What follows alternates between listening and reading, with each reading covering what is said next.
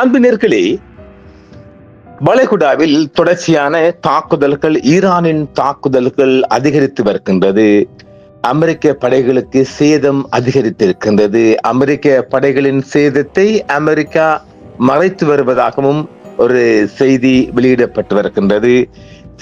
சேதாரம் அதிகரித்து வருகின்றது. வளைகுடாவின் சகல முகாம்களையும் நோக்கி ஈரான் அமெரிக்க தளங்கள் மீதான தாக்குதலை அதிகரித்து வருகின்றது. இந்த நிலைமையில் நாம் ஏற்கனவே கடந்த மாதமும் ஒரு செய்தி கொடுத்திருந்தோம்.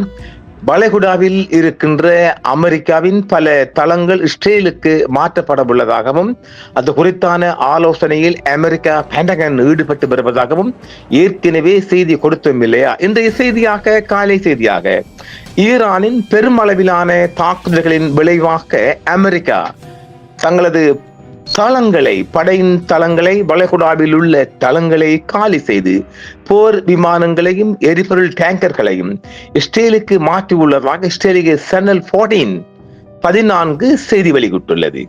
இஸ்ரேலிய சேனல் 14 பாதுகாப்பு ஆய்வாளர்களின் கூற்றுப்படி அமெரிக்கா தற்போது அப்பகுதிகளில் உள்ள தனது தளங்களை ஈரானிய தாக்குதல்களிலிருந்து பாதுகாப்பதற்கு இயலாமல் உள்ளது என்றும், ஜோர்தானின் ரொக்ஃபானில் உள்ள அமெரிக்க படை வளாகத்தின் மீது தனது வான்படை பிரிவுகள் தாக்குதல் நடத்தியதில் பல அமெரிக்க பயங்கரவாத வீரர்கள் கொல்லப்பட்டதாகவும் ஈரான் நேற்றே செய்தி வெளியிட்டிருந்தது.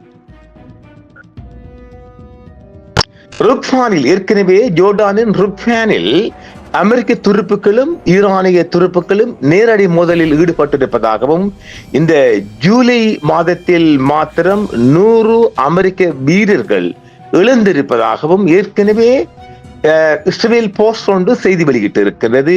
ஈரான் மற்றும் அமெரிக்கா இடையிலான மோதல் உச்சகட்டத்தை எட்டியுள்ள நிலையில் வளைகுடா பிராந்தியத்தில் ஏற்பட்டுள்ள இராணுவ நகர்வுகள் மற்றும் ஐஆர்சி தரப்பு குறித்து ஏகப்பட்ட செய்திகளை இஸ்ரேல் வெளியிட்டு வருகிறது. இஸ்ரேலின் முழு நோக்கம் அமெரிக்காவை கொஞ்சம் டேமேஜ் பண்ண வேண்டும் என்றும் உள்ளுக்குள் அது இருக்கின்ற நினைக்கின்றேன். ஜோர்தான் தளம் மீதான தாக்குதல் என்பது ஜோர்தானின் ரொக்ஃபான் பகுதியில் அமைந்துள்ள அமெரிக்க படை வளாகத்தின் மீது ஈரானிய புரட்சி காவல் படை வான்படை பிரிவுகள் தாக்குதல் நடத்தியுள்ளது. ஆபரேஷன் நஸ்ரு நடவடிக்கையின் ஒரு பகுதியாக இந்த தாக்குதல் நடத்தப்பட்டதாகவும் இதில் பல அமெரிக்க வீரர்கள் கொல்லப்பட்டதாகவும் நேற்றே ஈரான் செய்தி வெளியிட்டு இருக்கின்றது. அதை இஸ்ரேல் செய்திகளும் ஊர்ஜிதப்படுத்தி இருக்கின்றது. ஈரானின் தொடர் தாக்குதலை எதிர்கொள்ளவும் அப்பகுதியில் உள்ள தளங்களை பாதுகாக்கவும் அமெரிக்கா மற்றும் அதன் கூட்டாளிகள் தீவிர வான் பாதுகாப்பு நடவடிக்கைகளில் ஈடுபட்டுள்ளன. எனினும் போர் சூழல் காரணமாக மத்திய கிழக்கு பிராந்தியத்தில் பதட்டமான சூழல் தொடர்ந்து நிலவி வருகிறது. அமெரிக்கா தனது பிராந்திய தளங்களை காலி செய்துவிட்டு ஓடிவிட்டது என்பதும் ஒரு கட்டுக்கதையாக உள்ளதாகவும் தெரிவித்தாலும், ஈரானுக்கு எதிரான இராணுவ நடவடிக்கைகளை தீவிரப்படுத்துவதற்காக அமெரிக்க படைகள் கூடுதல் வான்வழி எரிபொருள் நிரப்பும் விமானங்களை இஸ்ரேலிய தளம் மற்றும் விமான நிலையங்களுக்கு நகர்த்தியுள்ளதாகவும் அமெரிக்க செய்தியும் தெரிவிக்கின்றது. இஸ்ரேல் மற்றும் சர்வதேச ஊடகங்களின் தகவலின்படி அமெரிக்கா தனது வான்வழி தாக்குதல் திறனை விரிவுபடுத்துவதற்காக 10க்கும் மேற்பட்ட எரிபொருள் டேங்கர் விமானங்களை இஸ்ரேலுக்கு அனுப்பி வைத்துள்ளதாகவும் மேலும் பல விமானங்கள் வரவிருப்பதாகவும் செய்திகள் வெளியாகி இருக்கின்றது. வளைகுடா பிராந்தியத்தில் உள்ள அமெரிக்காவின் முக்கிய இராணுவ தளங்கள் கட்டார், ஜோர்டான், பஹ்ரைன் போன்றவை தொடர்ந்து இயங்கி வருகின்றன. ஈரானின் ஏவுகணை மற்றும் ட்ரோன் தாக்குதல்களால் சில தளங்களில் பாதுகாப்பு முன்னெச்சரிக்கைகள் தீவிரப்படுத்தப்பட்டாலும் தளங்கள் முழுமையாக மூடப்பட்டதாகவோ அல்லது கைவிடப்பட்டதாகவோ அமெரிக்க பாதுகாப்பு துறையோ அதிகாரப்பூர்வமாக அறிவிக்கவில்லை. எனவே தளங்களை காலி செய்து விட்டார்கள் என்ற செய்தி ஒன்று அது இன்னும் அமெரிக்கா ஊர்ஜிதப்படுத்தவில்லை. ஆனால் அதை இஸ்ரேல் சேனல் 14 செய்தி மாத்திரம் செய்தி வெளியிட்டுள்ளது. இஸ்ரேல் மற்றும் அதன் சுற்றுப்புற பகுதிகளுக்கு கூடுதலாக அமெரிக்க டேங்கர்கள் நகர்த்தப்பட்டு வருவதும் என்பதும் ஒரு செய்தி. இஸ்ரேலில் நிலைநிறுத்தப்பட்டுள்ள அமெரிக்க இராணுவம் மற்றும் தளபாடங்களின் செய்திகளாக இஸ்ரேல் மண்ணில் அமெரிக்காவின் நேரடி துறைசார் நிரந்தர தளமாக கெரன் மலையில் ANTPY 2 ஏவுகணை முன்னெச்சரிக்கை ரடார் நிலையம் செயல்பட்டு வருகிறது. இது வான்வழி தாக்குதல்களை முன்கூட்டியே கண்டறிய பயன்படுத்தப்படுகிறது. ஆயுத குக்கிங்கள் என்று 1990களில் இருந்து அமெரிக்க ஐரோப்பிய கட்டளை பீடத்தின் கீழ் இஸ்ரேலிய மிகப்பெரிய அளவில் அமெரிக்க ஆயுதங்களும் வெடிமருந்துகளும் சேமித்து வைக்கப்பட்டிருக்கின்றது. சமீபத்திய வான்வழி படை விரிவாக்கம் என்பது ஈரான் மோதல்களுக்கு மத்தியில் கூட அமெரிக்கா தனது வான்வழி தாக்குதல் மற்றும் பாதுகாப்பு திறனை அமெரிக்க போர் விமானங்கள், ஸ்டல்ஸ் விமானங்கள் மற்றும் வான்வழி எரிபொருள் நிரப்பும் டேங்கர் விமானங்களை ரிஃப்யூலிங் டேங்கர்ஸ் இஸ்ரேலிய வான்படை தளங்களில் கூடுதலாக நிறுவி வருகிறது.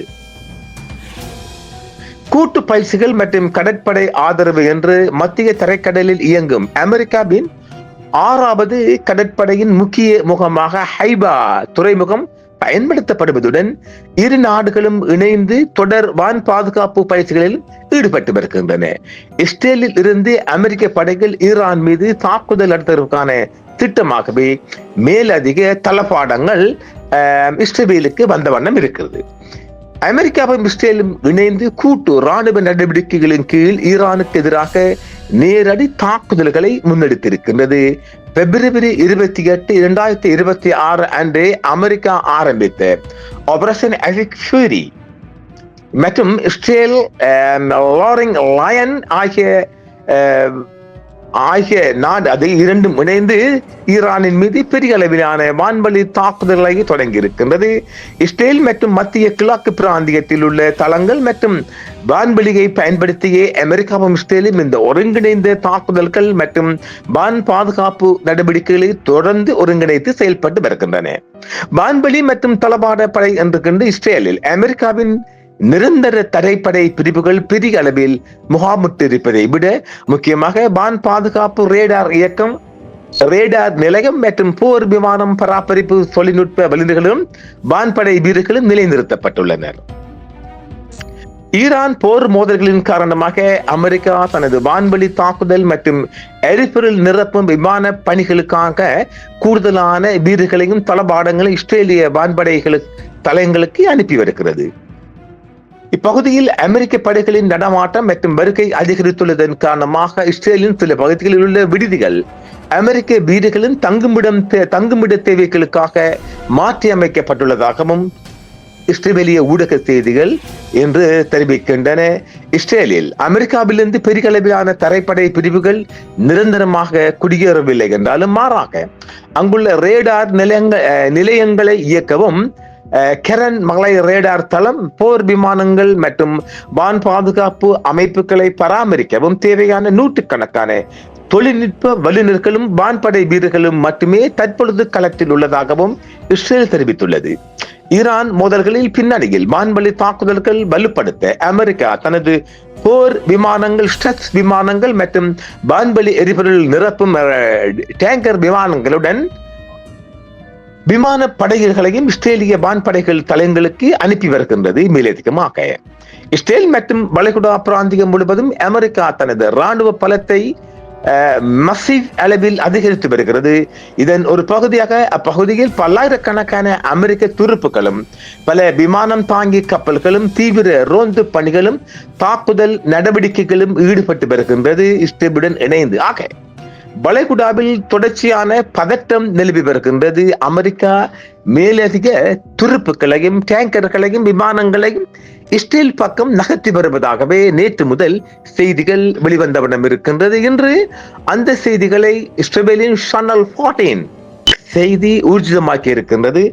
ஆக தொடர்ச்சியாக எதிர்வரும் நாட்களிலும் மோதல்கள் அதிகரிப்பதற்கான அதிக வாய்ப்பு இருப்பதாகவும் பார்க்கின்றோம். தொடர்ச்சியான தகவல்கள் வெளிவந்தமிடம் இருக்கின்றன. மீண்டும் இன்று மாலையும் சந்திப்போம் நேர்களே. என்றும் உங்களுடன் சன்ரைஸ் இந்தியா டிவி சப்ஸ்கிரைப் பண்ணுங்கள், பெல் பட்டனையும் கிளிக் செய்யுங்கள். உங்கள் ஆதரவே எங்கள் சேவை. ஆதரவு தாருங்கள், அரவணைப்போம். மறக்காம சர்ப்ரைஸ் பண்ணுங்க. தேங்க்யூ.